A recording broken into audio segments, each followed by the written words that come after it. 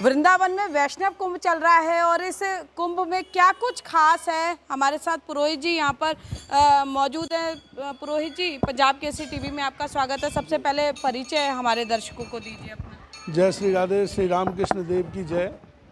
मैं चतुर्थ संप्रदाय तीनों अनी अखाड़ा और कुंभ मेला श्री धाम वृंदावन वैष्णव कुंभ का तीर्थ पुरोहित हूँ, लाला पहलवान सुभाष। हमारा गौड़ सरदार खानदान पिछली 11 पीढ़ियों से वृंदावन वैष्णव कुंभ का जो है ध्वजा पूजन, यमुना पूजन और शाही स्नान पूजन कराता आ रहा है। उसी परंपरा के तहत हमने भी इस वर्ष जो अभी वैष्णव कुंभ चल रहा है उसमें तीनों शाही स्नान कराए हैं और प्रथम दिन 16 तारीख को ध्वजारोहण कराया था और 14 तारीख को माननीय यशस्वी मुख्यमंत्री योगी आदित्यनाथ जी का यमुना पूजन भी मैंने ही कराया था। वृंदावन कुंभ क्या है, वृंदावन कुंभ का महत्व क्या है और वृंदावन कुंभ में आप आकर क्या देखेंगे, ये मैं आप सभी को थोड़ा सा परिचय देना चाहता हूँ वृंदावन कुंभ का। एक्चुअल में वृंदावन कुंभ जब ठाकुर जी ने वृंदावन में जन्म लिया तो सारे तीर्थ, सारी नदियाँ सभी वृंदावन में आ गई, क्योंकि यहाँ पे परम जो है अखिल कोटि ब्रह्मांड नायक भगवान कृष्ण वृंदावन में जन्म ले चुके थे। तो सभी जब यहाँ पर विद्यमान हो गए तो उसी प्रकार से कुंभ भी वृंदावन में विद्यमान किया।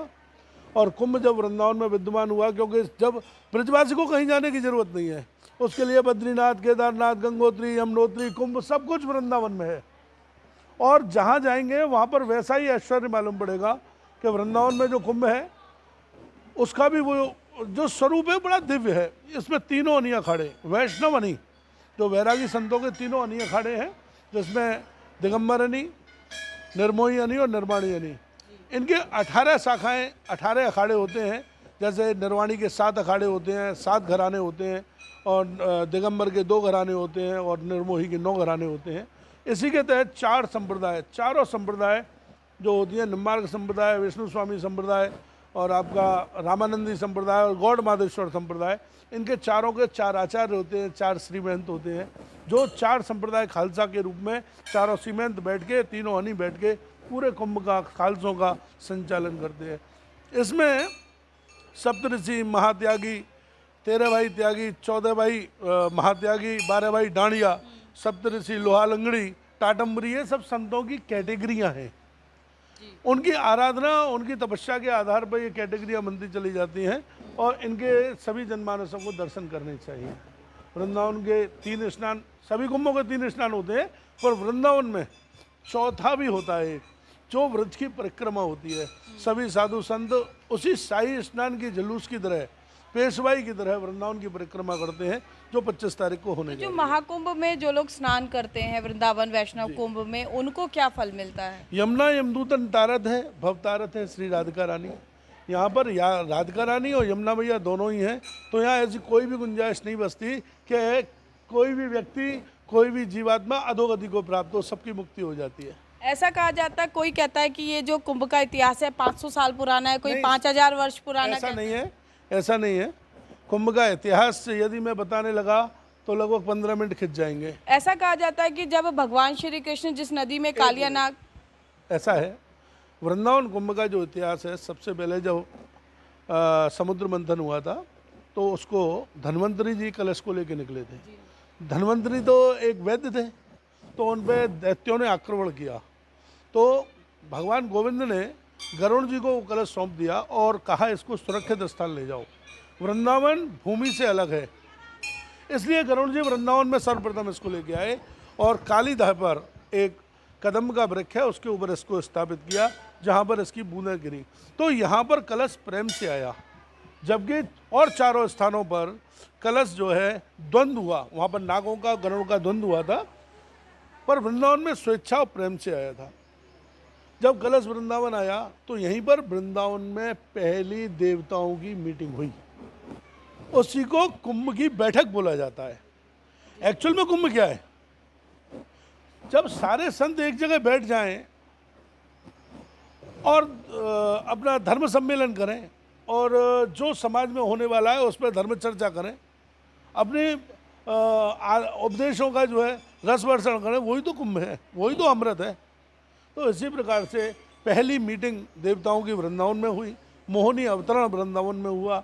ये परंपरा जब से है वृंदावन कुंभ की, और इसमें हमने तो एविडेंस भी दिया था जब 1 साल पहले मीटिंग हुई कि वृंदावन का कुंभ है कि नहीं है, ये है कि वो है, उसका हमने एविडेंस दिया। आदिवारा पुराण, ब्रह्मवर्त पुराण, ब्रज भक्ति विलास, सब में वृंदावन कुंभ का वर्णन है। तो ये एविडेंस काफ़ी है। और यदि इसको अभी तो योगी जी ने वैष्णव कुंभ कह दिया है, पर हम सर्टिफाइड कराएंगे इसको वैष्णव कुंभ श्रीधाम वृंदावन। इस जगह सन्यासी नहीं आ सकते, क्यों? एक्चुअल में वृंदावन में वैष्णव समुदाय के यहाँ वैष्णव सन्यासी क्यों नहीं आते? सन्यासी इसलिए नहीं आते हैं कि वो सन्यासियों में नागा साधु होते हैं। वृंदावन की परंपरा है, शिव भी यहाँ पर गोपी बन के आए, तो नागा यमुना जी में कैसे स्नान कर लेगा? रसिक भाव से यहाँ पर भगवान श्री राधा कृष्ण के जरिए रसिक भाव से लोग आते जी, हैं। इसलिए यहाँ पर नागा साधु नहीं आ सकता है, नागा यमुना में स्नान नहीं कर सकता है। शैव संत उनको बोलते हैं। शैव संत नहीं आ सकता है, क्यों? क्योंकि वो नागा होते हैं, वो यमुना जी में कूदेंगे तो वो नहीं चलेगा। यहाँ परंपरा है, यहाँ पर जब स्वयं शिव गोपी बन के आए, गोपेश्वर बन के आए, तो यहाँ की सब परंपरा है। और ठाकुर जी ने भी चीर चुरा करके ये समाज के सामने मैसेज दिया कि वृंदावन में नग्न नहीं रहना चाहिए, है ना, मर्यादा है। रास रचाया था यहाँ भगवान श्री कृष्ण ने गोपियों के साथ, श्री राधा के साथ, और लगभग ये महाकुंभ जो है 56 एकड़ में ये वैष्णव कुंभ लगाया गया है। और ऐसा माना जाता है कि औरंगजेब के शासन में भी सनातन धर्म पर जब संकट आया था तो जितने साधु संत थे, सनातन धर्मी थे, यहीं आकर उन्होंने बैठक की थी और तभी से परंपरा चली आ रही है। कदम्ब का वृक्ष जिसका पुरोहित जी ने जिक्र किया, वहाँ पर कालिया नाग जहाँ जिस नदी में रहते थे, वहाँ जो है भक्तों की रक्षा की, काली दह पर जाकर जो है अलग जो है रचना रची वहाँ पर, और पूरा विश्व उस महिमा से परिचित है। तो वृंदावन का महाकुंभ जो है, महाकुंभ इसलिए कह रहे हैं क्योंकि यहाँ पर भगवान श्री कृष्ण ने ना केवल रास रचाया, बल्कि यहाँ से एक अद्भुत भक्ति रस का समावेश होता है और तमाम जो राधा कृष्ण प्रेमी हैं यहाँ आकर आस्था में सराबोर नजर आते हैं। तो यदि आप अभी भी महाकुंभ वृंदावन कुंभ तक नहीं पहुंचे हैं तो ज़रूर आएँ, अभी कुछ दिन शेष हैं और कुंभ की इस महिमा का आनंद उठाएं। वृंदावन से पूजा शर्मा, पंजाब केसरी टीवी।